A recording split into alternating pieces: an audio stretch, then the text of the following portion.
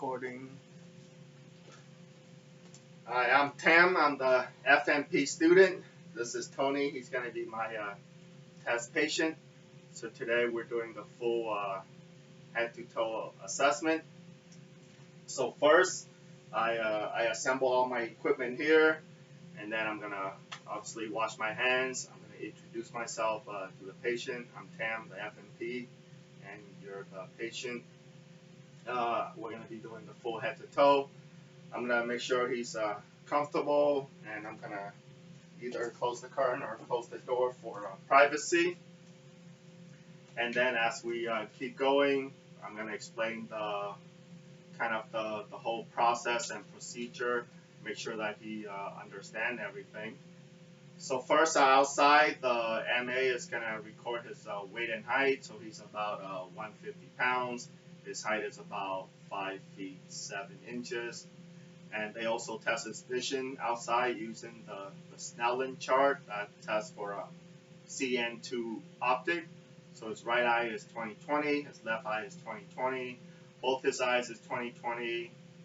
His vital signs, blood pressure is about 122/81, temperature is about 98.1, pulse is about 88, respiration is about 20, and oxygen is about 99% on room air.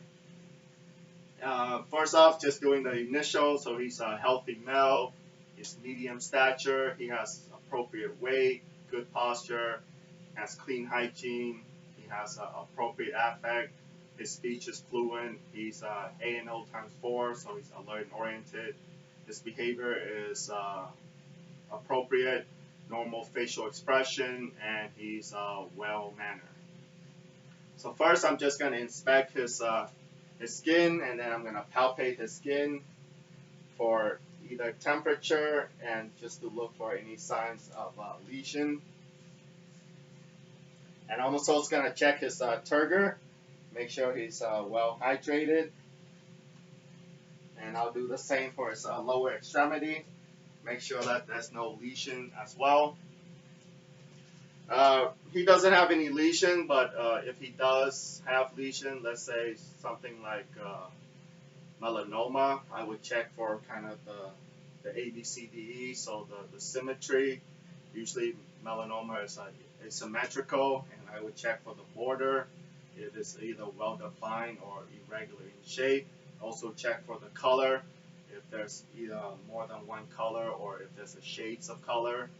And check for the diameter of the lesion, if it's larger than 6 millimeter or smaller.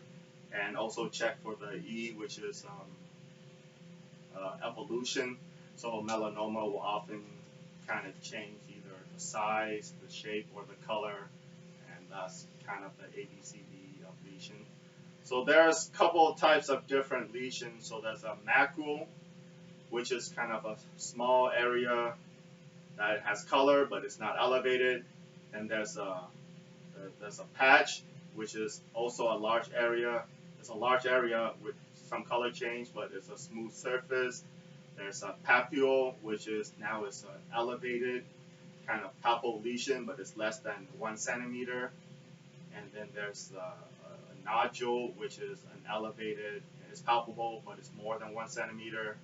There's vesicle, which is kind of a small blister. It has the liquid, it's smaller than 1 centimeter.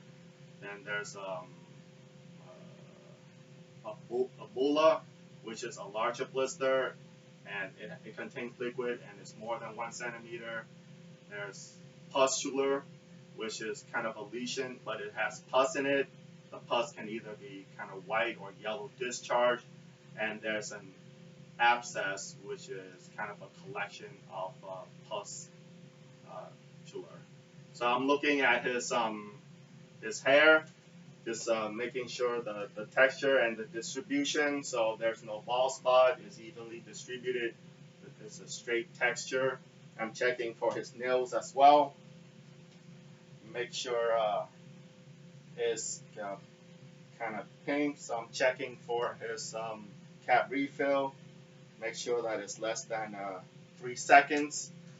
And checking his toes as well. So this kind of pink nail beds So there's no abnormality. So if you can do this for me, so checking for signs of clubbing, and there's no signs of clubbing as well. Okay. So his nail and his toenail, his fingernail and his toenail checks out.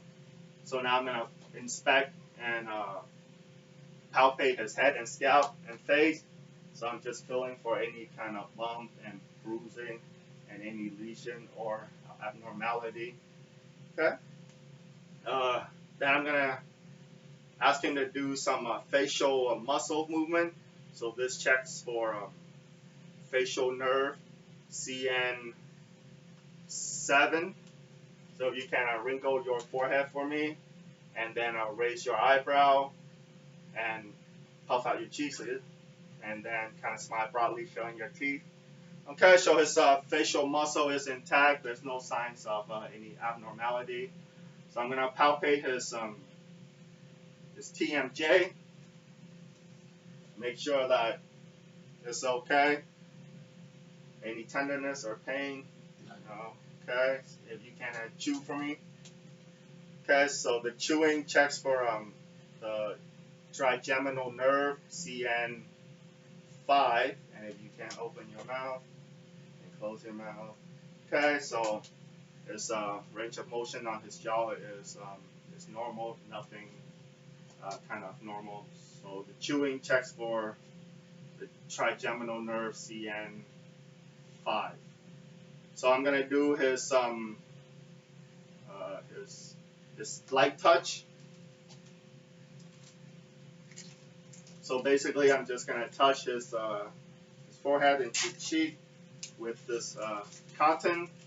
Make sure he has fillings. So feel this one. Yep.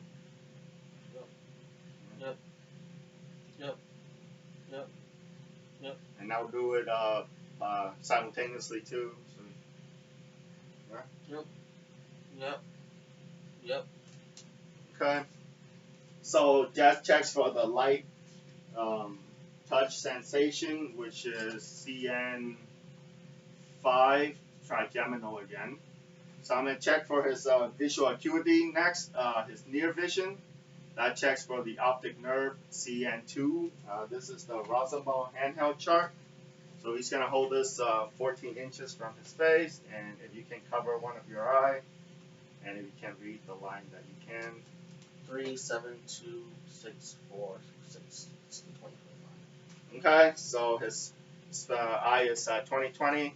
So I'm going to repeat that with the other eye, and then I'll also repeat it again with his both eyes open. So that checks for his near vision. So it's all 20/20.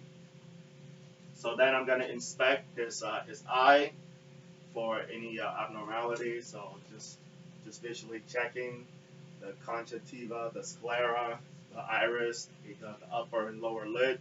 So the conjunctiva is clear, it's not pink. The eyes is clear, it's not watery, or I didn't see any abnormality. His upper and lower lid is normal, it's not puffy. So then I'm going to check for the visual fields. So this also checks for CN2 optic. So how many fingers am I holding up here? 2, 2. Okay, and down here. 1, 1. Okay. So that checks for the visual fields is confrontation. Then I'm going to check for his ocular, extraocular movement. So this checks for the ocular motor CN3 and trochlear CN4 and CN6 abducent. And this checks for nixtamus. So if you can follow my finger from the H.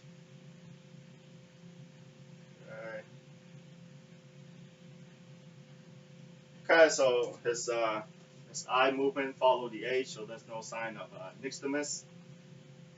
Then I'm also going to assess his pupil using the light.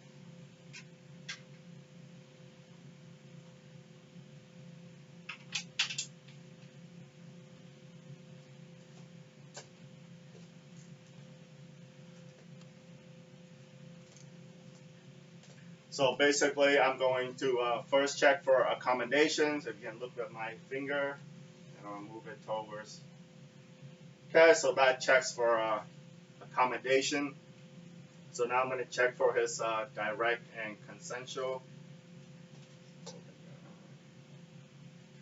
and then I'm going to look at the other eye for consensual. Okay, and obviously I'm going to repeat the same thing for the other eye. So that checks for kind of direct and consensual. His size is appropriate and is equal on both sides. I'm also going to do the swinging light test as well. Okay. So that checks for the direct and consensual the light part. So also I'm going to check for the corneal reflex check, the blink reflex. So this is CN5 trigeminal and the facial nerve CN7. So basically I touch the conton pick. I'm just gonna touch the conton pick inside the cornea, and the foreign body will cause his eye to kind of blink reflex. I'm not gonna do that, but that's basically how you do the corneal reflex check. And then I'm gonna do the fundoscopic exam.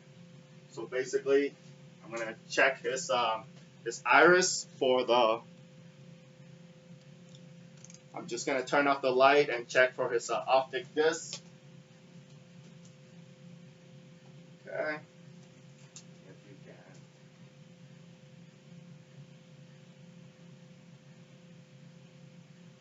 Okay.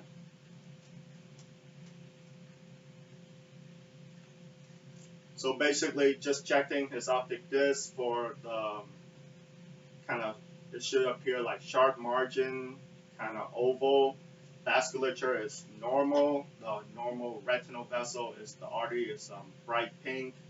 The vein is kind of light purplish, and the macula is kind of a normal dark color.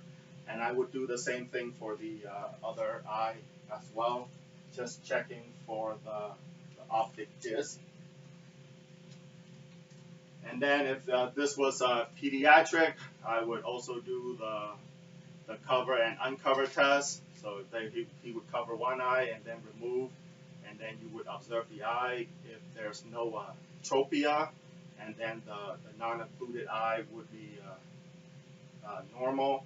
And if there's no phoria, then when you remove it, the eye that was occluded will also be kind of normal. So that's the cover and uncover test for pediatric. There's also a red reflex where you there's a light source into the pediatric's eye, and then you see if there's any signs of vision abnormal like cataract, glaucoma, and it should be kind of a red reflex in the eye as well. And there's also a Hirschwitz test, which is checking the pediatric for strabismus. So they would kind of focus on a light source, and then you see the reflection on the cornea, and it needs to be kind of a pinpoint white light near the end and near the center of each eye. So next I'm going to just do the ear. So I'm just going to inspect and palpate on the ear. Make sure that is there pain tenderness. No pain, no tenderness. Okay. So the ear from inspection is normal. I'm just going to assess his hearing, or gross hearing, which is the CN8 acoustic. So move the finger. So tell me when you start hearing it. Stop. Okay, and this side. Stop. Okay. So it's about the same distance. So both his ears are working normally. No abnormality. Then I'm going to do the Weber and Rin test. So I'm going to use the tuning fork, a 512. So for the Weber test, I would put it on the forehead. Okay, do you hear the sound? Now we hit it a little more. You hear the sound? Yep. Okay. So all the sounds heard bilaterally, so no abnormal there. I'm also gonna do the rin test, which I'm gonna do the ear. So hit it. And which one is louder? The one next to my ear. Okay, good. So that's the rin test, and also gonna repeat for the other one, so there's not abnormality there as well. Then I'll do the otoscopic exam. So I'm just gonna check his ear canal.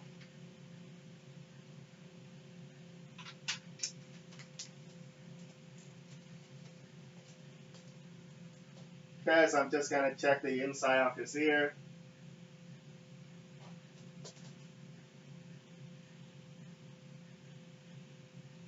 Okay. So I'm just checking, kind of see the canal is clear. There's some cerumen. His tympanic membrane is kind of pearly gray, shiny. There's no bulging or retraction or any redness, and the cone of light kind of appears in the ear quadrant as well. So his ear checkout, and obviously I'm going to repeat it for the other side as well. And then I'm going to do the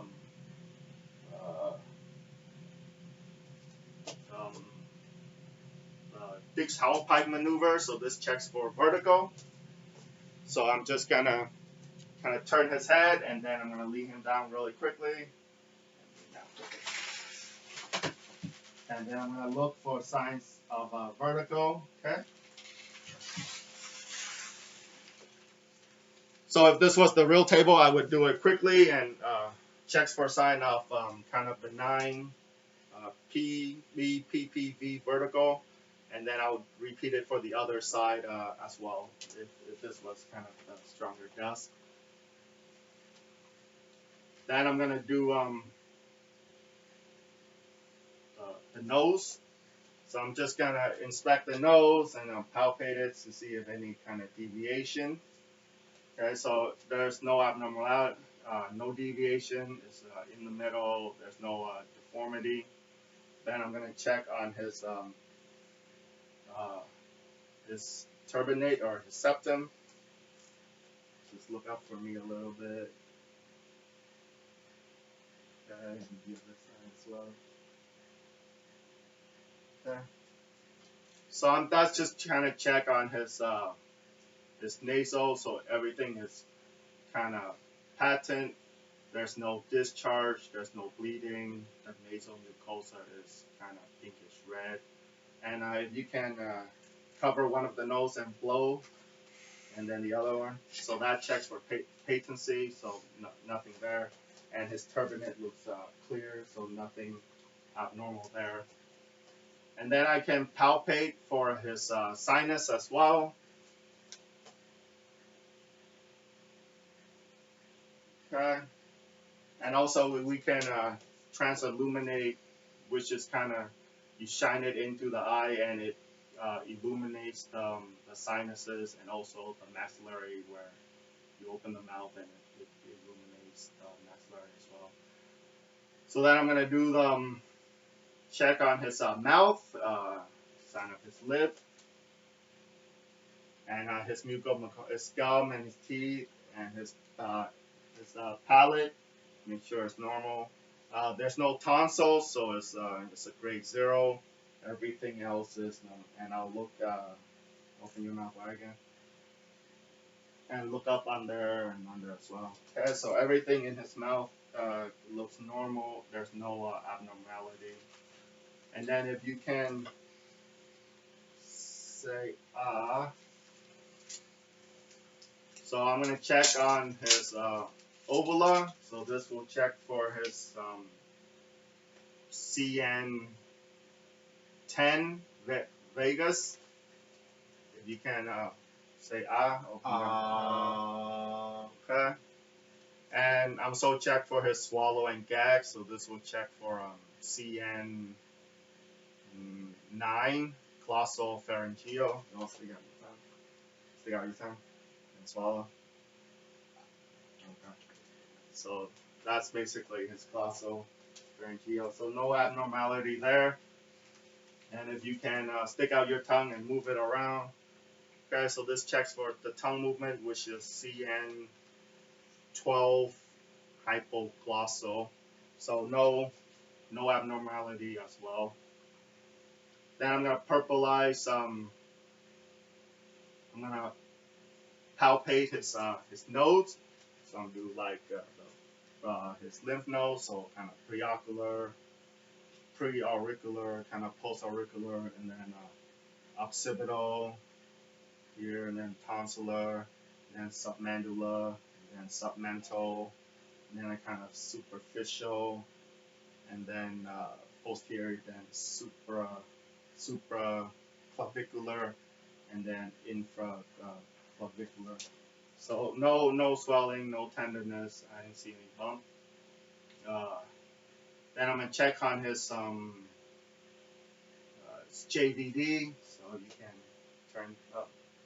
So check for the JVD. So there's no pulsation, and it's about a 30 degrees angle, so that's right.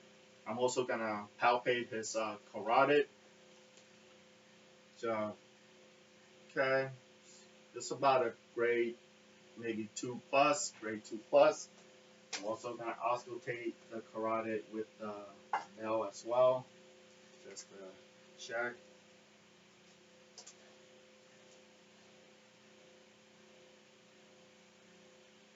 Okay, so no not abnormal, and obviously I'm gonna repeat it for the other side as well. Then I'm gonna check his shoulder. Check on his neck and shoulder strength. So if you can kind of move your neck like this, up, down, left, right, rotate, and you can raise your shoulder as well. Okay, and I'll do one with resistance. That way, test the strength. So turn, and then that way, and then shoulder up, and then push it forward, and then backwards. Okay, so nothing wrong with his range of neck motion, and nothing wrong with resistance either. I'm also gonna do the special test, which is the Sperling test. Sperling test, which checks for nerve root compression. So I'm gonna turn his head, and then I'm gonna push it in. Any pain? No pain. Okay, and I'm gonna obviously do it for the other side. So that checks for the cervical nerve root compression. I'm also going to do the two other signs, which is the Kernick and the Brudzinski, which checks for meningitis. You can lay down. Okay, so for the Brudzinski sign, I'm just going to lift his neck.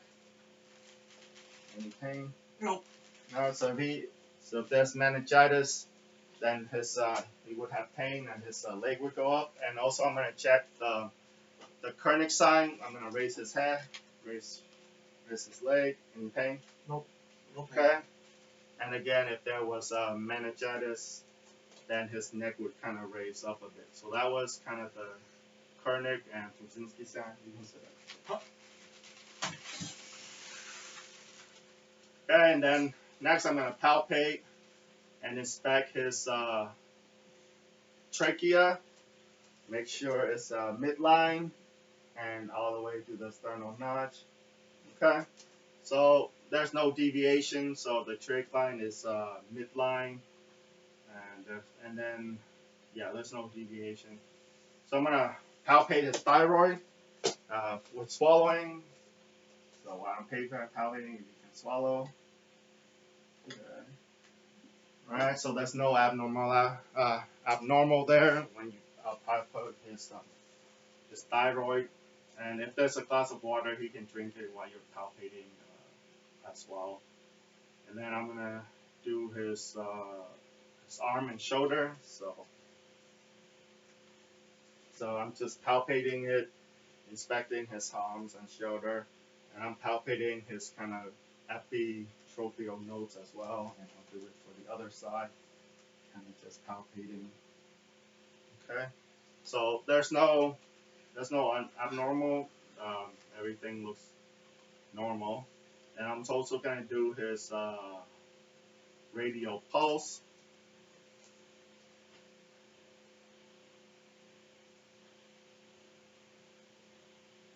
Okay, so it's about a grade 3-2 plus, and I'm due his brachial pulse as well. Okay, so that's kind of so it's bilaterally equal, so nothing is abnormal. And I'm also gonna do his range of motion for his finger, wrist, and elbow. So for the shoulder, you can't just kind of flex your shoulder like this, the other side, and then up this way, and then for your elbow as well, you can do this and extend it out and rotate. So for your wrist, if you can just rotate your wrist, and then the finger, you can do this, extend it. Okay, and then I'll check for resistance briefly. So just lift against, let me lift down to the side. So pull, yeah, and push. Right, and then grab my finger, and over your hands. Grab my finger, yeah. Okay. So also just checking for resistance, and there's no abnormal, there's no weakness in strength. We can also do the empty can test, and that checks for any kind of shoulder impingement. So you can raise your hand like this. Any pain? Nope. Lift up. Okay. No pain. So that's the empty can test, and I can also do the drop arm test, which tests for any kind of rotator cuff tear. So you can, and then just move your arm slowly, and up the other side. Move your hand down slowly. Okay, so there's no that's the drop arm test. So there's no signs of rotator cuff tears. Also, there's a Hawkins test, which also tests for any shoulder impingement. So you can do that like this. Any shoulder pain? Nope. Okay. So that tests for kind of the shoulder impingement, and then I can also do it for the other side as well. There are a couple more tests. There's the near test, which I'm gonna raise his arm straight up, and it's for signs of pain. So any pain? Nope. Okay. So that's kind of the near test that also checks for any rotator cuff impingement, and then I'm check for and I'll repeat it for the other side as well. So Tino sign. So I'm gonna tap on his this test for a carpal tunnel syndrome. Okay, so we're just gonna use signs of pain. No pain. Okay, I'm gonna repeat for the other sign. That's test for carpal tunnel syndrome. Another test could be the Phelan test, which is you want to put your hand like this for like 30 seconds to 60 seconds, and to see if there's any kind of signs of pain. Any signs of pain? No pain. Okay. So that's all kind of the special test for musculoskeletal. Yeah. So then I'm gonna inspect his back. So you can take off your shirt. So yeah, I'm just inspecting his back, palpating his kind of scapula and his spine and back muscle for any signs of pain, tenderness, any type of lesion, which doesn't look like there's any. And then I'm also gonna palpate his spine for tenderness. All right. Any signs of tenderness? No. Nope. Okay. So that kind of tests that's his back for tenderness. I can also percuss. I guess I can percuss the CVA as well for any signs of tenderness. Any tenderness? No. None. Okay, so that's you can also percuss for any signs of tenderness as well, and then you can lift your upper shirt up. So inspect his signs for any respiratory. So like normal breathing pattern, any shallow, his spine rate, depth, rhythm pattern is normal. He's he's not hyperventilating, and it's normal chest rise. It's not barrel chest. So I'm gonna palpate for any signs of kind of lumps or tenderness, which I kind of already did, but just so no tenderness. No tenderness. Okay. So there's no tenderness, no mass, no lesion. Then I'm gonna check on his tactile fremitus. So if you can say 99 while I put my hand. 99, 99, 99, 99, 99. Okay. So there's no reduced tactile fremitus in his posterior. So also check on his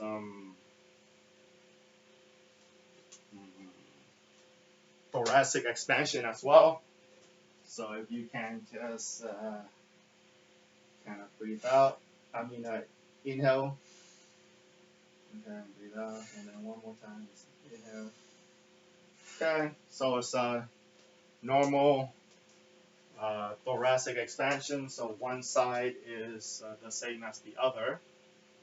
And I'm also gonna percuss his lungs on his back, so that any signs of dullness.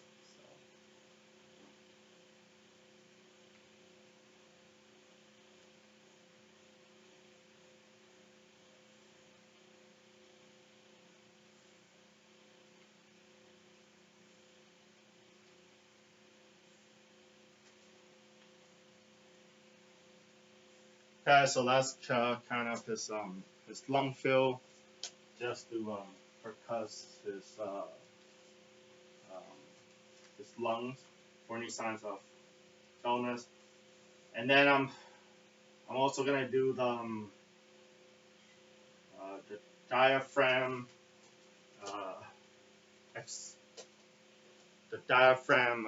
excursion. So I'm pretty much gonna percuss, and then I'll mark it. Get a ruler. So I'm gonna percuss, and then I'm gonna mark it, and then I'm gonna. So I'll mark it, and then I'll percuss downwards. Then I'll mark the spot, and then I will measure it. Okay. So it's and I'll repeat it on the other side as well. So the normal range is roughly kind of 3 to 5 centimeter for the diaphragmatic excursion, which is 3 to 5 centimeter. So I'm going to auscultate his breath sound. And make sure his so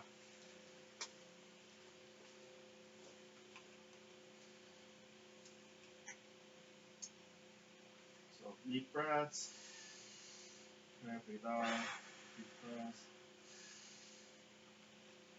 Deep breaths. Deep breaths. Deep breaths.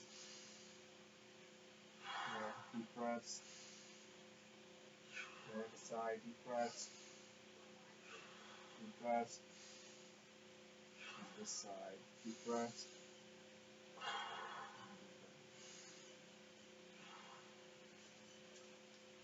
Okay, so that's kind of auscultate for his lung sound. And then we can also do the whisper test and broncho and egophony test. So you can whisper 1, 2, 3 while I listen. 1, 2,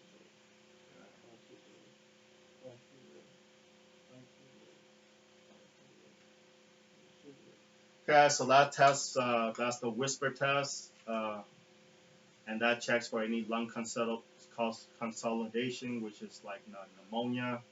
Also check for the broncho test, that's bronchophony test, so you can say 99. 99, 99, 99, 99, 99, 99. So that's the bronchophony test. We can also check for the echophony test. And you can say E.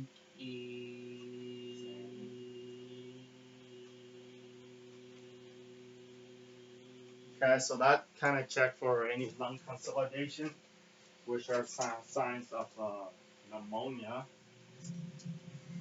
And then that's the back, so now I'm gonna check the front.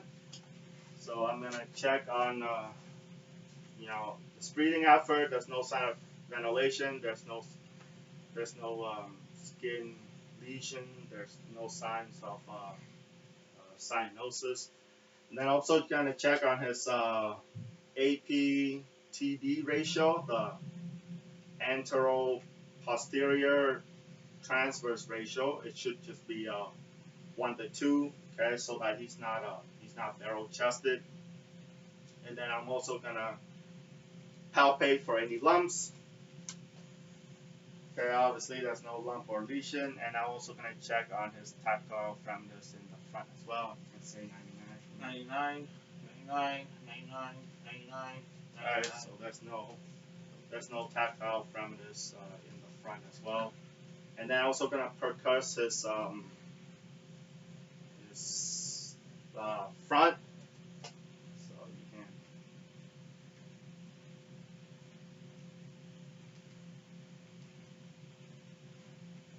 Okay, no signs of abnormality for his front percussion.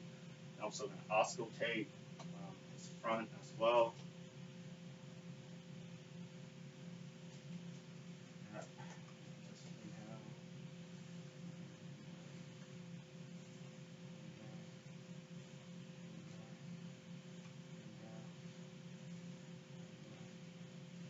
Okay, so that was kind of auscultation in the front, normal as well. So that's the lungs. So now I'm gonna do the heart. I'm gonna inspect the precordiums, make sure there's no signs of pulsation. There's no heaves. There's no lifts in his front. That way. And then I'm also gonna kind of palpate his precordium for any signs of thrill. So I'll put his chest like this, so Z pattern. So this the aortic, and then the pulmonic, and then we'll go here from pulmonic, the herb, and then the tricuspid, and then over here to the tricuspid and mitral. Okay, so basically there's no frills. So frills are like kind of a cat purring murmur. And then I also do the point of maximal impulse, which is right here, kind of the fifth intercostal space. Okay, so it's about kind of 1 centimeter, 2 plus, kind of grade. So that's for the thrills. Also gonna auscultate his place. So I'll also do kind of again the aortic, and then the pulmonic, which is kind of the second intercostal space, kind of on the left. Yeah, no, aortic, and then pulmonic, and then the herbs, and then the tricuspids, and then the mitral, which is kind of the fifth intercostal space on the midclavicular. Okay. So, and then I'll do one with the bell kind of backwards. So from the mitral to tricuspid to herb to pulmonic and to aortic. Okay. So that's that. So for aortic and pulmonic, it should be kind of S, no abnormality there. So for aortic and pulmonic, it should be like a S2 sounding, and then herbs S1 should be like getting louder, you're hearing it, and then tricuspid and mitral, and you will probably hear more S1. For S3 and 4, you can usually hear it with the bell part, near the apex of the heart. And then obviously we'll probably want to listen at his heart sound in kind of different positions. So one is supine, to hear any type of different heart sound. There's supine, then he can do like a left lateral reclining, and then he can sit to see any kind of murmur, and he can also stand, and you can also stand and listen to his heart sound to hear kind of any friction rub or any abnormal as well. And then now I'm gonna inspect his abdomen. So this kind of flat, not distended, symmetrical, umbilical is midline. That's normal hair and skin. There's no lesion, no type of pulsation in his abdomen. So then I'm also gonna do the auscultate his bowel sound. If you want to lay down. So I'm just gonna auscultate.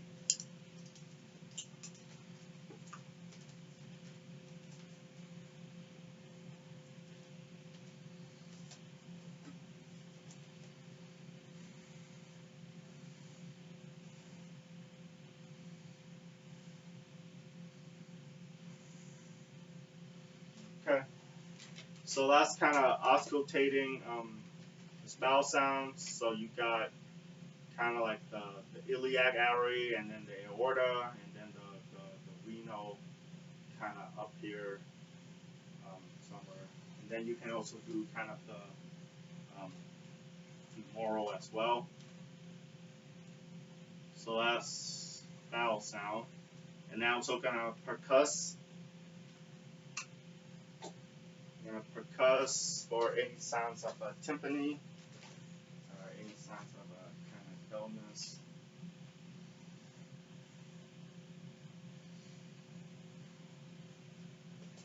Okay, so that's kind of percussion for any bowel tympani, so it's all normal. And then I can also do the liver.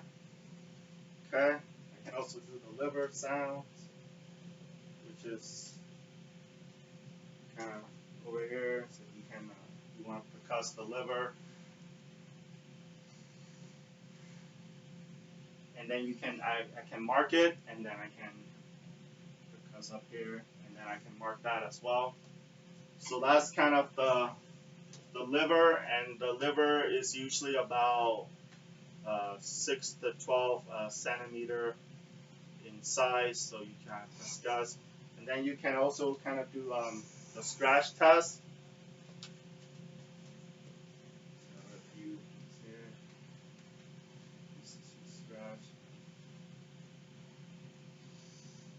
Okay, so that's kind of the scratch test to check for any type of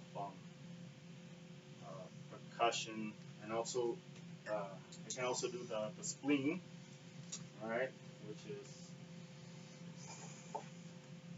the spleen, which is kind of over here, on this side.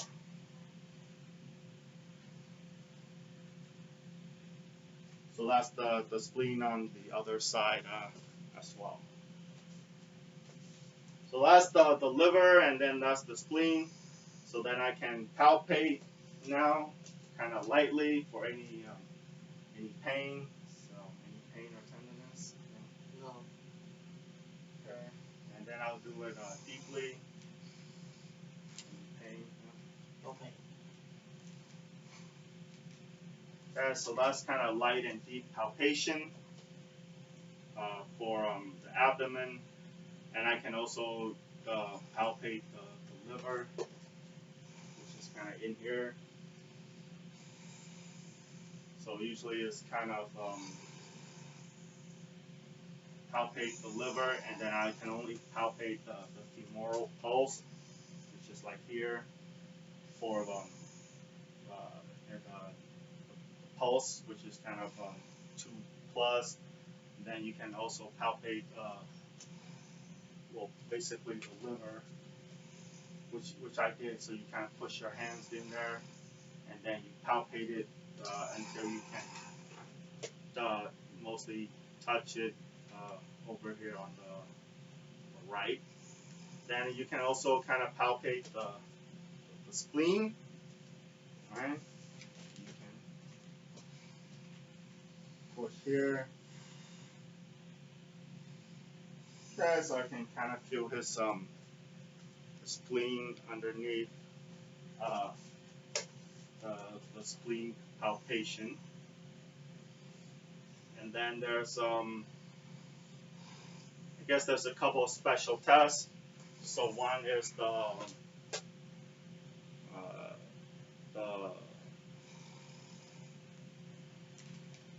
Murphy test, so where I would push palpate the liver. So Murphy test. So if you can push, I'm gonna push deep and see if there's any pain. Any pain? No. No. So that's kind of the Murphy test, and then there's also the McBurney, where you can also do it for tenderness as well. So over here, any pain? No. So that's the McBurney, and then you can kind of do the psoas test, which is the hip, which is kind of the hip. So you can raise it up. Any pain? No pain. And then I'll do the other side as well, kind of the obturator test, where it's bend the knee.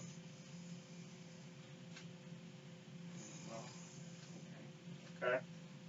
So that's kind of the psoas and the obturator. You can also do kind of the Bloomberg rebound. So just press here, and you let go. Any pain? No pain.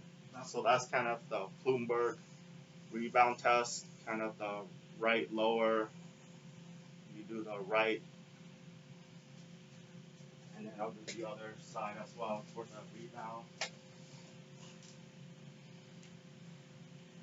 No pain. So that's the rule, the lower test. And then there's also the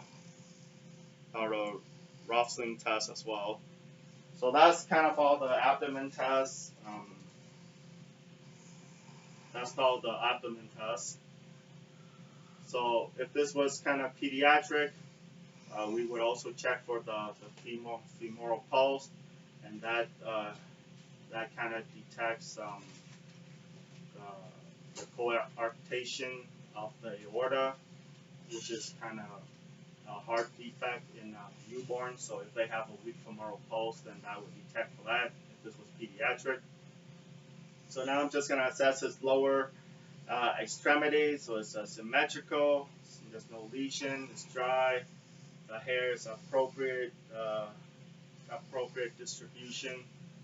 So I'm going to palpate his dorsal. Just going to do his posterior tibial over here, and then I'm going to do his pedo, which is both 2+, and then I'll do the popliteal. So that's all the pulse in the posterior. So that's all the pulse in the posterior, and then I'll do the Holman sign, which is just inflate for tenderness. Any tenderness? No tenderness. Okay, so I would repeat it for the other side to see, and I'll also palpate his ankle, kind of for any signs of edema, which there is none. And then I'll also do his strength. If you can sit up, and do your. So if you can move your leg like this and your arm. I'm sorry, not your arm, but your knee and your ankle. So that tests for all the range of motion, and I'll test for strength resistance. If you can push outward, and push inward, and then push up, and push out. Then how about your knee? Okay. So that's test for all his strength, and that's all his. So he's okay on his resistance, and then we'll do the McMurray test. You can lay down again. So the McMurray test. So you want to kind of test for any type of torn meniscus. So for the Mamiri, just kind of bend his leg outward. Any signs? Nope. Okay. And also for the Lachman test, you can just jerk his knee. Any pain? No pain. And jerk his, Oh. okay. And also for the elopement, you just squeeze his hand. You squeeze this down, and then you squeeze this up, and then you check if there's any elopement, which there isn't. And then for both, you can kind of stroke up, and then down, and again see any signs of. So you stroke up and you stroke down, and then you see any signs of liquid fuel, any type of bulging. And there's also the valgus and varus test. So the valgus, you bend it out, and then you valgus, varus, you bend it out, and you check for any kind of signs of legs. Any pain? No pain. So that's the valgus, and you would do it at kind of 0 and then different angles, just to see if there's any ligament injury. And there's also the straight raise test, straight leg raise test, where you kind of raise his leg. Any pain? No pain. And that kind of check for his kind of lumbar, any type of lumbar healthy. Okay, and then I'm gonna check on his spine, I guess. So if you can stand up over here.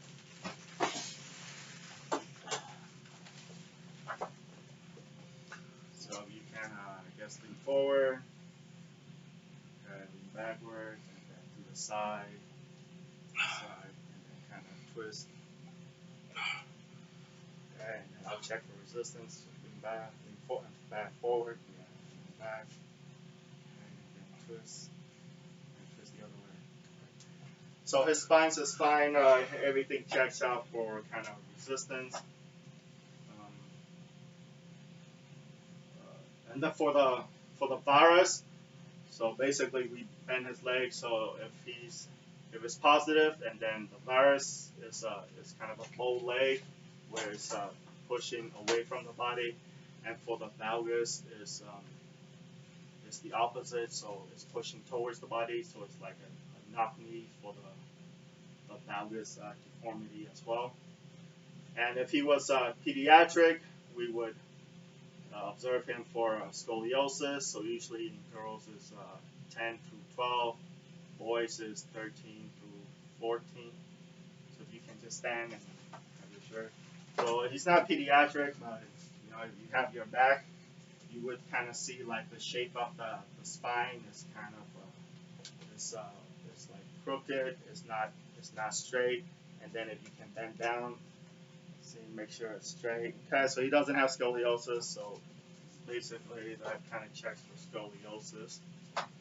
And also for kind of pediatric, usually at newborn, up to 1 year, you can do like the Marlowe and Ortolani test, which kind of check for any. So the Marlowe, you pretty much just pull on the joints, and if it pops out, then he's at risk for hip dislocation. Then Otolani, like you would pop it back in, and that would test for the newborn for a hip dislocation. For sensory,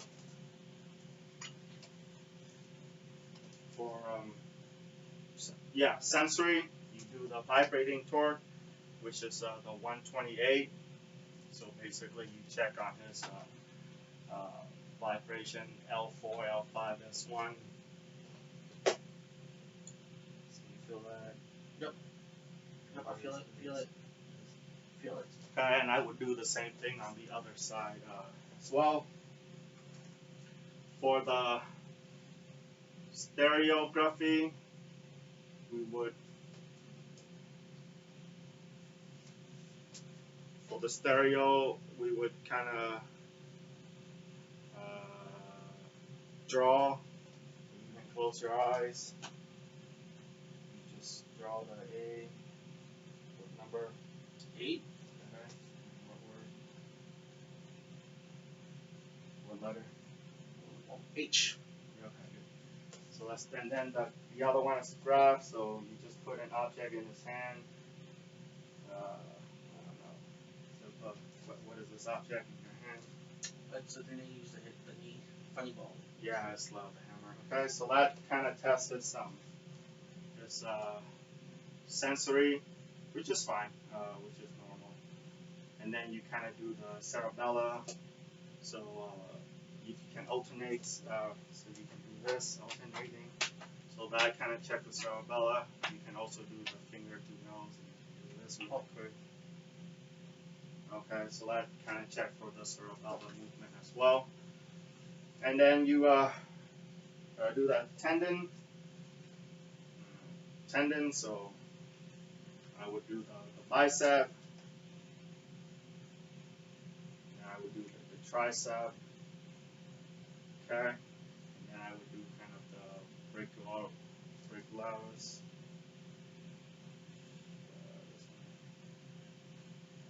Okay. Now do the patella. Okay, the Achilles. And then the plantar, which is kind of the Babinski sign on the foot. So that's the patella. Okay, so that's it. And then I'll do the gait. So if you can stand up and walk. So basically just walk across the room normally and then walk back. So now you want to walk on your heel to toe, so one at a time.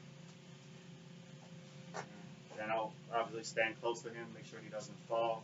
If you can walk from your toe, yeah, and then you walk on your other heel as well. Okay. Yeah, so basically he doesn't have any problem with his gait. Everything looks fine. For the Romberg, yeah, you can stand up and then just close your eyes for the Romberg. Okay, so I'm checking for any type of swing, which there is none. So for the pronator drift, he can put his arm in front and just hold it there for a couple seconds. Okay, so there's nothing wrong with the pronator drift, otherwise it would kind of slowly drift downwards. And I believe lastly is the shallow knee bend, so you can just kind of bend a little bit down, just lower yourself about maybe 6 inches. Okay, so that's the shallow knee bend, and shallow knee bend. I think that's it. Okay, so that's it for the full head to toe. I'm Tam, and this is Tony.